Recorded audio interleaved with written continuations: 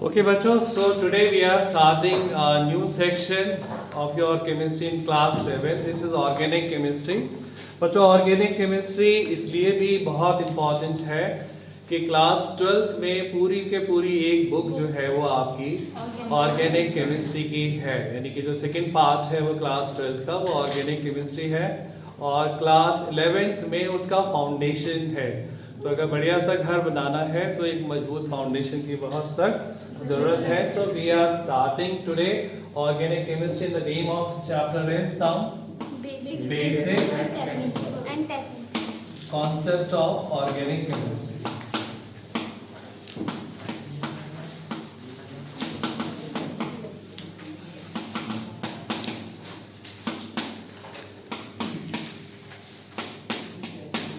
Right बच्चों, ये organic chemistry की पूरी कहानी जो है उसका हीरो का नाम है कार्बन।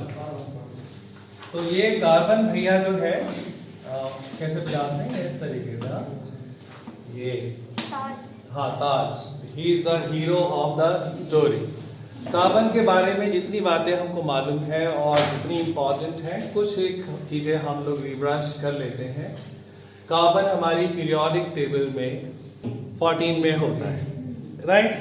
इसका एटॉमिक नंबर 6 होता है, इलेक्ट्रॉनिक कॉन्फ़िगरेशन 2,4 होती है और जब हम इसको बॉन्डिंग के लिए लेके जाते हैं तो इस कार्बन के 4 इलेक्ट्रॉन हम प्रेजेंट करते हैं, यानी कि ये कार्बन किसी भी एटम से या कई सारे एटम से 4 इलेक्ट्रॉन के थ्रू जुड़ सकता है, राइट।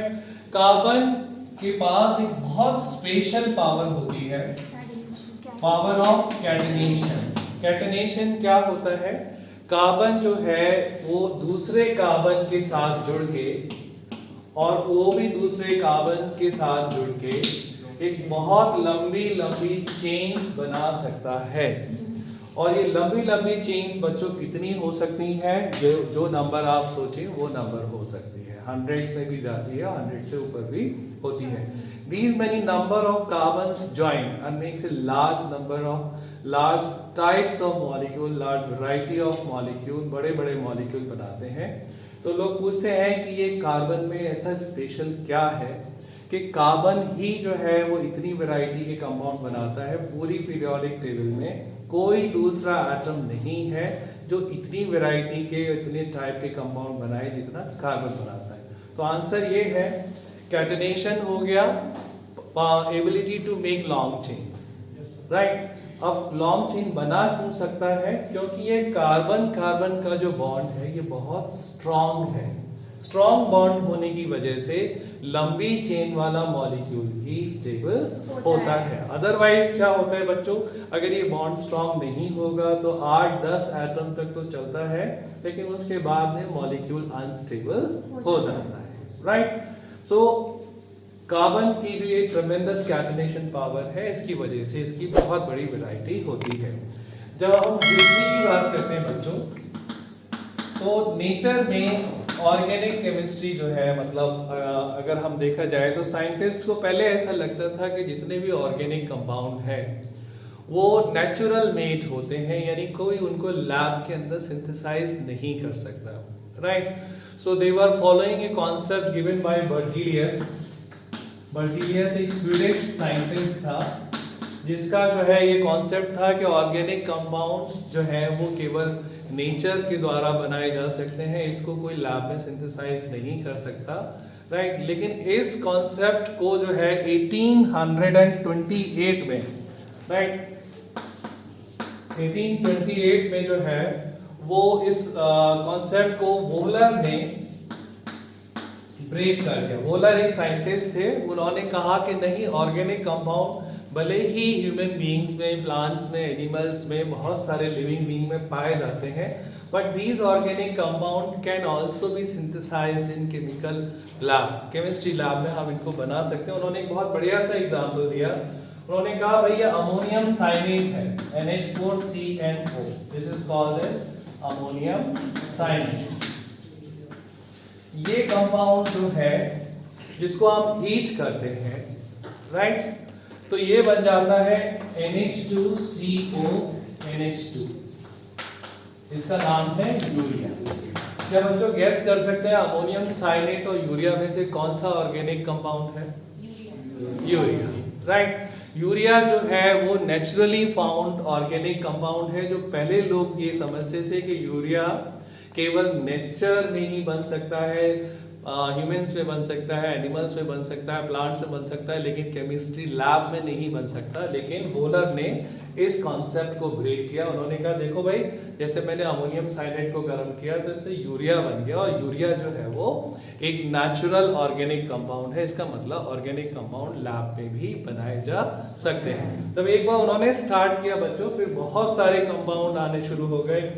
कोलबे थे एक साइंटिस्ट, कोलबे ने जो है वो मीथेन का सिंथेसिस करके दिखाया। मीथेन का बच्चों अगर आपको मालूम हो, मीथेन का दूसरा नाम ही नेचुरल गैस है, राइट। नेचुरल गैस कहाँ पे पाई जाती थी, यानी कोलबे से पहले कहाँ पाई जाती थी, या लोगों को लगता था केवल यही हो सकती है।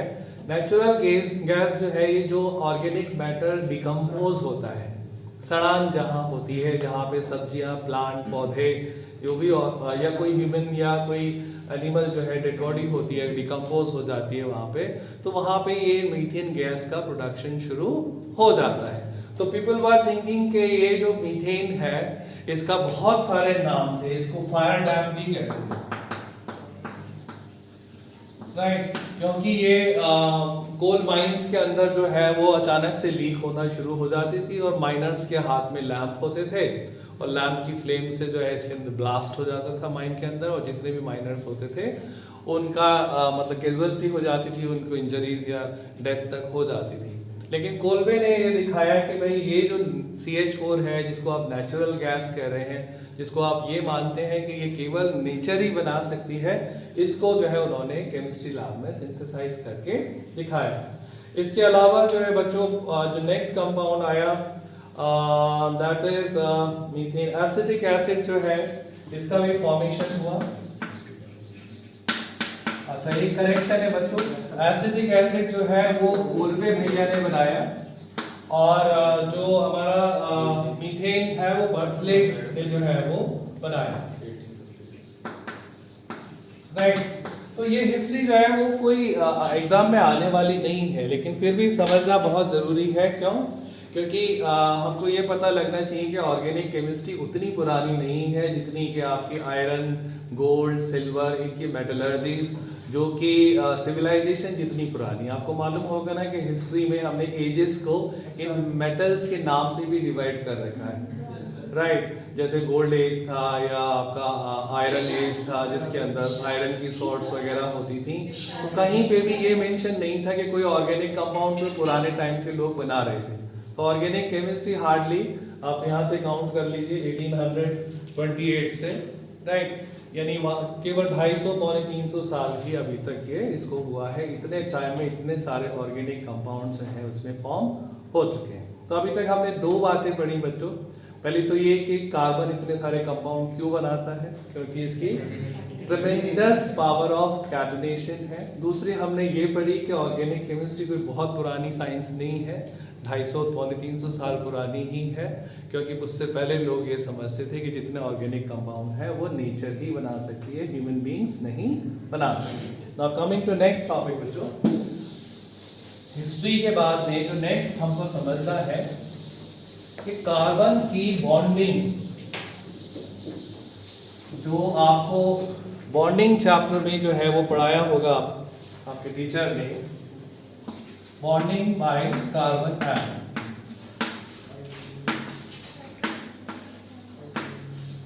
तो कुछ पिक्स मैं बना रहा हूं, अगर आपको इसका आइडिया हो तो उसका आंसर करिएगा। ऑर्बिटल्स की शेप याद है आपको? ये कौन सा ऑर्बिटल है?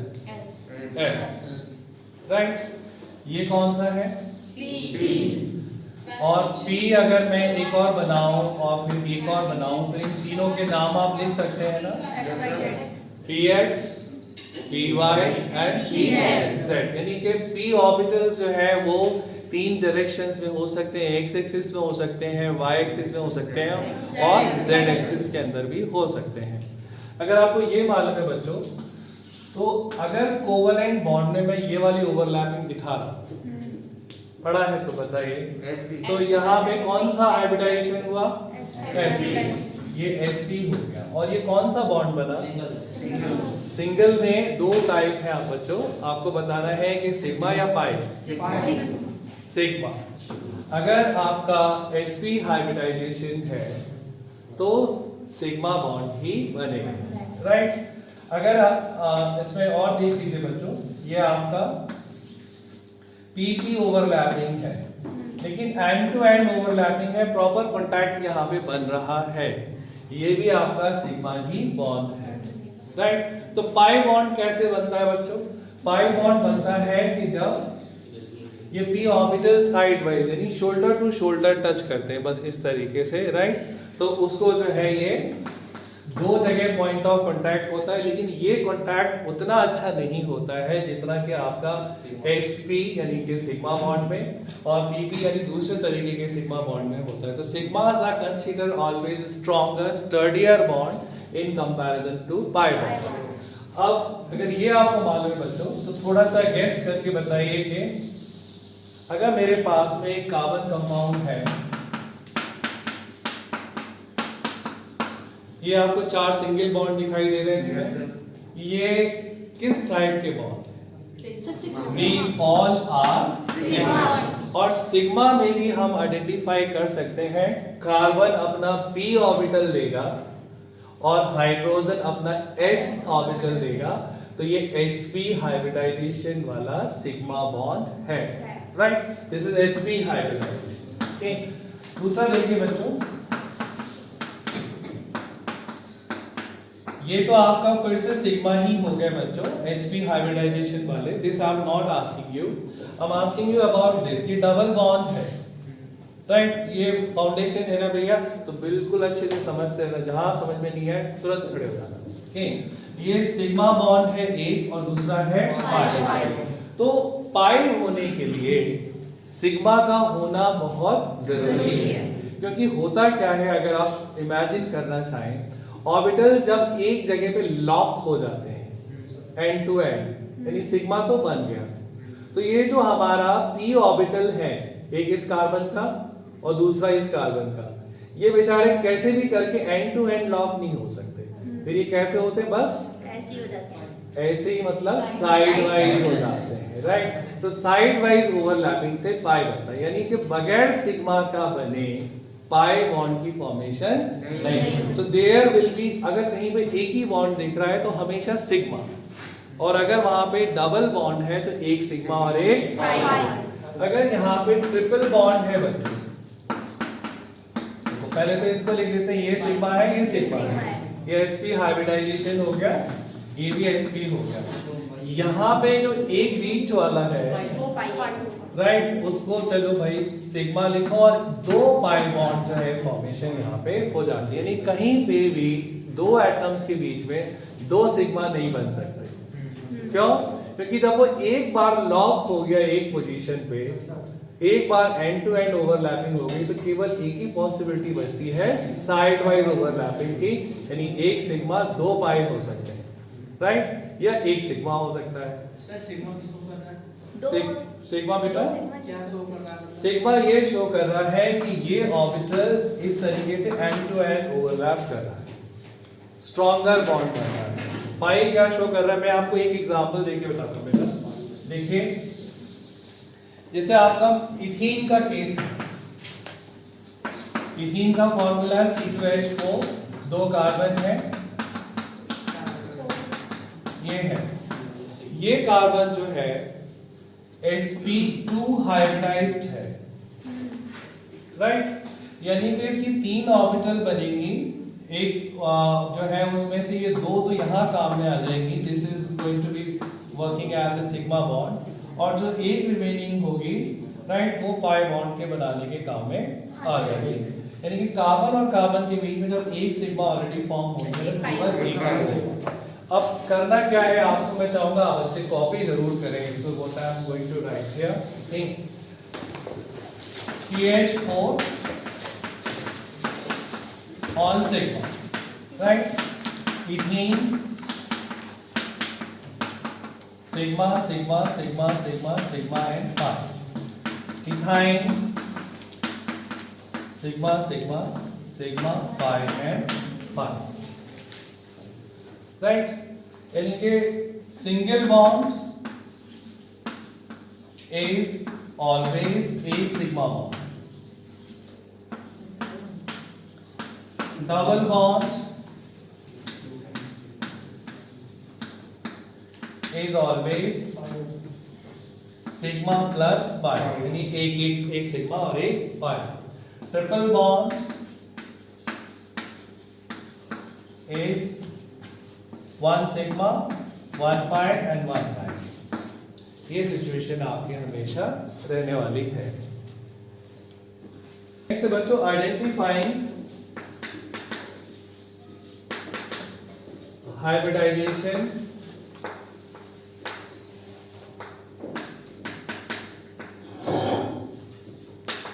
Of carbon.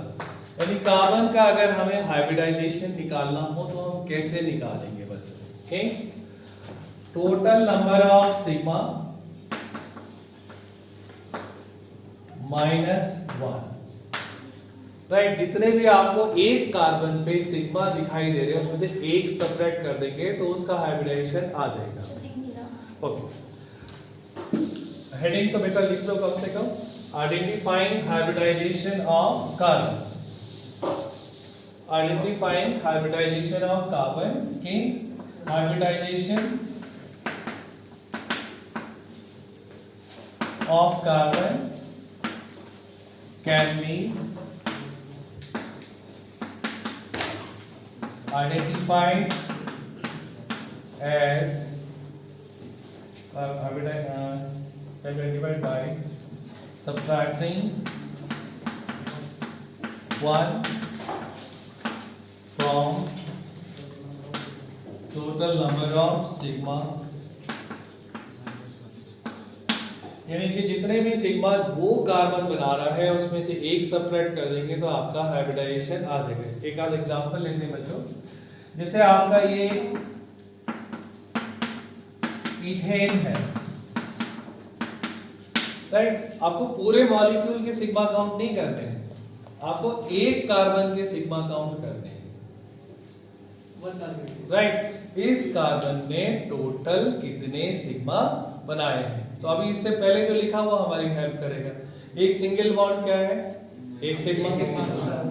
Single bond single bond. यानी ये कार्बन भैया के टोटल कितने सिग्मा बना रहे हैं? सिग्मा 1 2 3 4. 4 में से एक गया 3. तो ये हो गया आपका sp3 हाइब्रिडाइज्ड कार्बन. राइट. वैसे तो पूरा मेथड है निकालने का हाइब्रिडाइजेशन, आपके वैलेंस बॉन्डिंग वाले चैप्टर में लास्ट में डिस्कस किया गया है. बट यहाँ पे हम टोटल सिग्मा में से एक सब्ट्रैक्ट करेंगे तो आपका जो है वो टाइप ऑफ हाइब्रिडाइजेशन आ जाएगा. इस कार्बन का निकालिए बच्चों. 1 2 3 और 4. यानी इसका हाइब्रिडाइजेशन भी sp3 आ. क्लियर? और ट्राई करिए बच्चों. C double bond C H H H H. Sigma sigma sigma sigma sigma and pi. Hybridization of 1 carbon आपको देखना है तो एक ही कार्बन के टोटल बॉन्ड पहले देखिए. देखो, 1 सिग्मा 2 सिग्मा 3 सिग्मा. एक घटाओ 2 sp2. Right. 1 2 3 sp2. Right. Next case है बच्चों कार्बन ट्रिपल बॉन्ड कार्बन. अब इसका अपने आप निकालो और फिर बताओ मुझे कि इसका हाइब्रिडाइजेशन क्या होता है ईच कार्बन. हाँ लिखिए आप. ये एक सिग्मा ये हो गया, एक सिग्मा ये हो गया और ये 2 पाई हो गया और एक सिग्मा ये हो गया. यानी इस कार्बन ने टोटल सिग्मा कितने बनाए? 2. तो ये हो गया sp और ये हो गया. देखिए अभी कोई पूछ रहा है कि सर एक क्यों बैठाया? ठीक है, चलो एक और ट्राई करते हैं.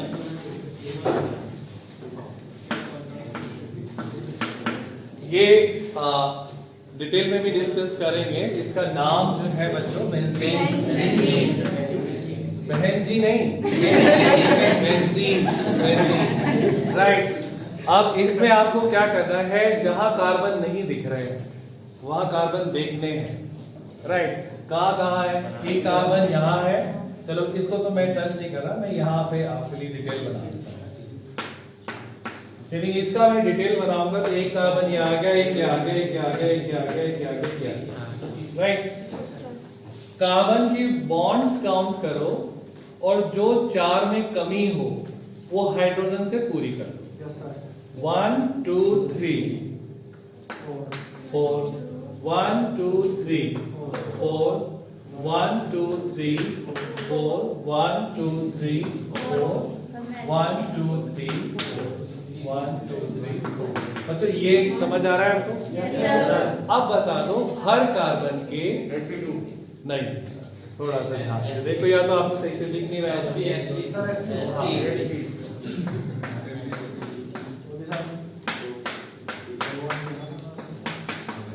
दिख रहा है आपको?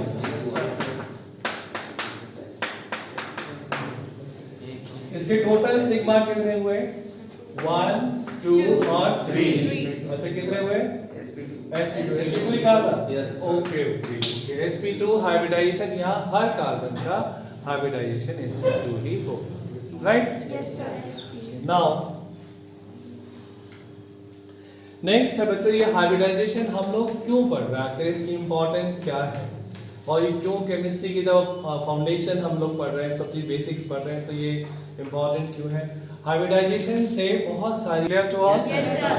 तो जो नेक्स्ट क्वेश्चन भी है बच्चों वो भी ऑलमोस्ट ऐसे ही है, आप लोग ट्राई करिएगा, कोई डिफिकल्टी हो I will answer that, right. Now I am starting with the next topic बच्चों आज के लिए। क्या कर दो? Yes, sir.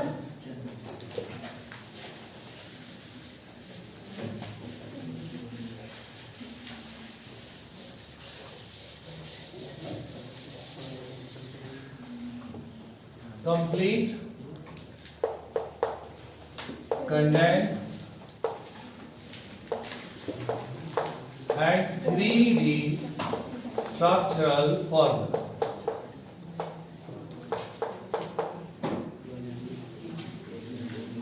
यदि एक ऑर्गेनिक कंपाउंड के इतने सारे जो है वो फॉर्म्स डिस्प्ले करने के, लिखने के, कागज पे लिखने के हो सकते हैं, राइट। बच्चों मीथेन का फॉर्मूला क्या है? मीथेन का फॉर्मूला अगर मैंने CH4 लिखा तो मैं इसको एक्सपैंड करके इसकी सारी वैलेंसी भी शो कर सकता हूँ, जैसे CH H। तो जो पहले वाला है इसको मैं कंडेंस्ड फॉर्मूला कह रहा हूँ, और जो दूसरा वाला है इसको मैं कंप्लीट फॉर्मूला कह रहा हूँ। कंप्लीट का मतलब ये है जहाँ सब कुछ दिख रहा है कि कौन किससे जुड़ा हुआ है। कुछ और एग्जाम्पल्स ट्राई करते हैं, जैसे आपका बच्चों ये इथीन है, राइट। इथीन को मैं और शॉर्ट फॉर्म कर सकता हूँ, क्या कर सकता हूँ? C2H4, right. C2H4 से केवल इतना पता लग रहा है कि 2 कार्बन है और 4 हाइड्रोजन है, लेकिन इसी को जब मैं carbon double bond carbon hydrogen hydrogen hydrogen hydrogen ये पूरा डिटेल स्ट्रक्चर बना दिया, now it is called as complete structure, right. जैसे हमारा बच्चों ऑक्टेन है, थोड़ा और बड़ा ले लेते हैं, राइट। ऑक्टेन के केस में CH3 CH2 CH2 CH2 CH2 1 2 3 4 5 6 7 और 8, इसको मैं और छोटा कर सकता हूँ, क्या? देख लो बच्चों, यही सब आगे जाके प्रॉब्लम क्रिएट करता है। CH3 ये CH2 की रेलगाड़ी है ना, 1 2 3 4 5 6, तो इस रेलगाड़ी के डिब्बों की नंबर मैंने यहाँ 6 और लास्ट में इंजन कौन सा है? ये CH3 आपका CH3। मैं इसको और भी छोटा कर सकता हूँ, वो क्या हुआ? C8 यानी 8 तो कार्बन है, हाइड्रोजन कितने हैं? 3 और ये हो गए 2 4 6 8 10 12 12 प्लस 6 18। ये बच्चों ये जो है आपका, ये आपका कंडेंस्ड फॉर्मूला है, यानी कि सब कुछ साथ साथ आ गया। अब इससे छोटा जो है हम लोग नहीं करेंगे बेटा। ओके, नेक्स्ट जो है इसी का मैं डिटेल्ड स्ट्रक्चर बना सकता हूँ, बड़ा स्ट्रक्चर बना सकता हूँ। क्या? ये आपका कार्बन है ना, ये कैटरपिलर की तरह है, बड़ा सा 1 2 3 4 5 6 7 और लास्ट वाला, राइट। तो जो बहुत आलसी टीचर होते हैं या बहुत आलसी स्टूडेंट होते हैं, वो ऐसे डैश डैश बना के छोड़ देते हैं। वो सोचते हैं कि बाकी हाइड्रोजन एग्जामिनर खुद लिख लेगा। एग्जामिनर जो है वो हाइड्रोजन तो लिखता नहीं है, नंबर काट लेता है वहाँ पे, कहता है इतने हाइड्रोजन कौन बना है, चलो अंडा ही बना देता है। तो ये जो है आपका डिटेल्ड स्ट्रक्चर यहाँ पे हो गया, राइट। एक और चीज है बच्चों, 3D फॉर्मूले से पहले हमको पढ़ना है, that is bond line structure. Bond line structure, okay. Bond line structure क्या होता है, ये आपके लिए थोड़ा सा नया चीज है। ये सब तो आप लोगों ने प्रीवियस क्लास में भी पढ़ा है सारा। हम जो लंबी चेन्स है तो उसको स्टिक्स यानी माचिस की तिल्ली आप ऐसे ऐसे लगाते जाएंगे तो उससे हम शो करते हैं। जैसे बच्चों ये आपका ऑक्टेन है, ऑक्टेन को मैं 1 2 3 4 5 6, अब इसमें काउंटिंग कैसे करनी है? जहां पे ओपन सिरा है वो एक कार्बन, दूसरा, तीसरा, चौथा, पांचवा, छठा, सातवां और ये आ गया आपका 8। इसको बॉन्ड लाइंस फॉर्मूला कहते हैं, लेकिन इसकी कुछ कंडीशंस होती हैं बच्चों। क्या केवल कार्बन ही अलाउड है इस तरीके से जिगजैग स्टिक्स में या लाइंस में लिखने के लिए? अगर कार्बन के अलावा कोई एटम होता है तो वो हमको लिख के शो करना पड़ता है। जो ओपन एंड है बच्चों वो CH3 हो गया, और जो बीच के कार्बन है क्योंकि उनके 2 वैलेंसी ऑलरेडी कंप्लीट हो गई है तो उनके पास 2 ही हाइड्रोजन होते हैं। तो अगर मैं इसको एक्सपैंड करूं तो वापस इस जगह पे जहां मेरी फिंगर है अभी क्या आएगा? CH3। बीच की जितनी पोजीशंस हैं CH2, ये CH2 CH2 CH2 आएगा, और लास्ट का जो ओपन एंड है वो CH3 आ जाए, राइट। आप लोग साइमल्टेनियसली कॉपी कर रहे हैं ना। अब कुछ ऐसे आइटम्स लेते हैं जिसमें डबल बॉन्ड है, ट्रिपल बॉन्ड है, या ब्रोमीन है, या और आइटम्स हैं। जैसे आपका 2-ब्रोमोहेक्सेन है,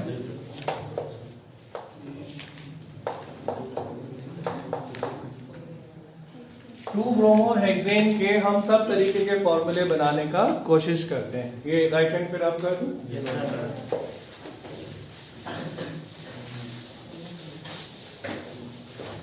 राइट। पहले तो बच्चों हेक्सेन है तो इसके हो गए 6 कार्बन। मैं चाहता हूं बच्चे मेरे जो है वो कंप्लीट स्ट्रक्चर बनाने में एक्सपर्ट हो जाएं, क्योंकि जो बच्चे कंप्लीट स्ट्रक्चर बना लेते हैं उनसे रिएक्शंस और बाकी सब चीजों में मिस्टेक नहीं होती है। शॉर्टकट मालूम है ना, शॉर्टकट से जो है वो प्रॉब्लम ही आती है। 1 2 3 4 5 6 हेक्स हो गया। फिर ये एन है तो ये सारे सिंगल बॉन्ड हैं। 2 पे हमको ब्रोमो लगाना है, आपका चॉइस है कि आप चाहे 1 2 काउंट कर लें इधर से या इधर से। इसके रूल्स हैं, आगे नेमिंग पूरा एक डिस्कशन है, मैं आपको बता दूंगा। तो ये आपका Br, राइट। बाकी कुछ दे नहीं रखा है तो एक ही चीज फ्री मिलती है, हाइड्रोजन, राइट। धड़ल्ले से लगाइए बट 4 तक गिनती याद रखिए। 1 2 3 4 1 2 3 और ये 4 1 2 3 4 1 2 3 4 1 2 3 4 1 और ये आगे इसके 3 हाइड्रोजन। तो ये हमारा डिटेल्ड स्ट्रक्चर आ गया, right.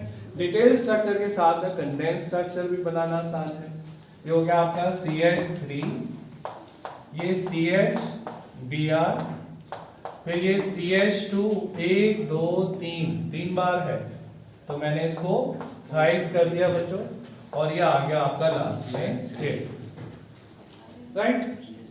This is condense formula and this is detailed structure. Okay, अब हमको बनाने हैं पहाड़। राइट, यानी कि बॉन्ड लाइन फॉर्मूला। तो बॉन्ड लाइन के लिए जो आपके कार्बन की चेन है वही आपको ड्रॉ करनी है, और बाकी जो इसके अदर आइटम्स हैं वो आपको शो करने पड़ेंगे, राइट।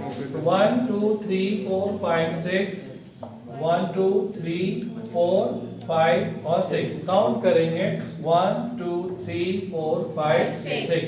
सेकेंड पोजीशन कहाँ आएगी इसमें? फर्स्ट और ये सेकेंड। ये आपका बी आर आ गया, और बी आर आपको बच्चों लिखना पड़ेगा, राइट। अब कोई बच्चा कहे कि सर बी आर ऊपर लिखना है या नीचे लिखना है, जहां आपकी मर्जी वहां लिखना है, चाहे ऊपर बनाए या नीचे बनाए।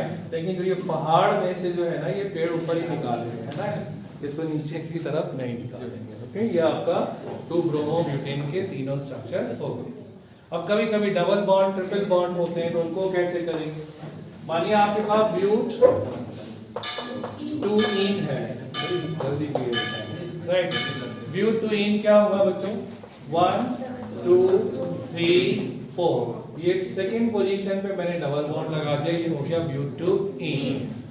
1 2 3 4, 1 2 3 4 करे 4 हो गया। 1 2 3 4, 1 2 3 4।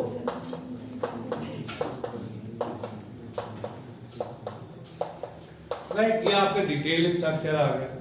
इसको कंडेंस्ड करना है तो CH3 CH double bond CH और CH3, राइट। इसको और कंडेंस नहीं कर सकते, this is the condense structure. ठीक, नेक्स्ट है बच्चों आपका बॉन्ड लाइन स्ट्रक्चर। इसका हम बॉन्ड लाइन कैसे बनाएं? कितने कार्बन है मेन चेन में? 4। तो ये आपका 1 2 3 और 4 ये हो गया। डबल बॉन्ड 2 और 3 के बीच में है, देखो, राइट।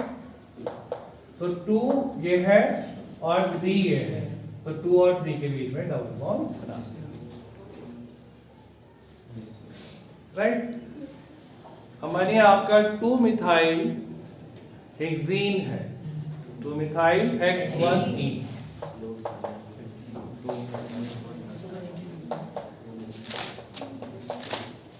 तो मिथाइल हेक्स1ईन, इसको कैसे ड्रॉ करेंगे?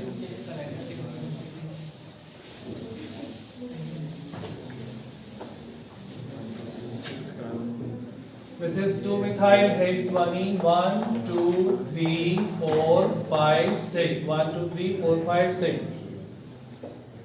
1 इन का मतलब यह है डबल बॉन्ड 1 और 2 पोजीशन के बीच में है। तो पहले तो आप नंबर लिख लें, इससे आपका एड्रेस हमेशा सही आए। 1 और 2 के बीच में डबल बॉन्ड लगाया, ये हो गया आपका hex1ene, राइट। 2 पे मिथाइल है, ये 2 पे मिथाइल पोजीशन आ गया, राइट। बाकी हाइड्रोजन 1 2 3 4, 1 2 3 4, 1 2 3 4, ये आपके 3 हाइड्रोजन इसके अंदर आ गए। Is it clear? Yes sir. अब इसका हम कंडेंस फार्मूला बनाएंगे, तो CH2 डबल बॉन्ड C। अब बच्चों ये CH3 जो है ना, बहुत इंपॉर्टेंट चीज बता रहा हूँ, इसको आप इस तरीके से लगा, और वो 4 का जो गिनती है वही आपको बार बार बचाएगा। जैसे कई बार बच्चे पूछते हैं कि ये CH3 सर इस कार्बन पे है, नेक्स्ट कार्बन है आपका CH2, आप बताओ तो बच्चों क्या ये क्वेश्चन पूछना वैलिड है कि ये CH3 कौन से वाले कार्बन पे 2 पे है या 3 पे है? 2 पे। कैसे पता? क्योंकि 2 पे ही तो 4 की गिनती पूरी नहीं हो रही है, तो इसलिए ये 2 पे है, और थर्ड वाला जो है वो उसका 4 वैलेंसी कंप्लीट है, तो this is coming at 2। Is it clear? अब इसका मैं बॉन्ड लाइन फॉर्मूला बनाऊंगा, तो 1 2 3 4 5 6, 1 2 3 4 5 और 6, 1 और 2 के बीच में डबल बॉन्ड, राइट। और 2 पे जो है आपका मिथाइल ग्रुप, और मिथाइल के लिए मैं मिथाइल लिखूंगा नहीं बच्चों, यहाँ पे मैं इसको ऐसे ही छोड़ दूंगा। इसका मतलब यह है कि यहाँ पे एक कार्बन है और उस कार्बन के ऊपर उतने हाइड्रोजन है जिससे उसकी 4 वैलेंसी पूरी हो जाए। Is it clear to all? Yes sir. Right. So this is all for today. 3 dimensional structure जो है वो हम लोग कल नेक्स्ट पीरियड में पढ़ेंगे, right. Till then, thank you very much. Take care. Goodbye. Thank you sir.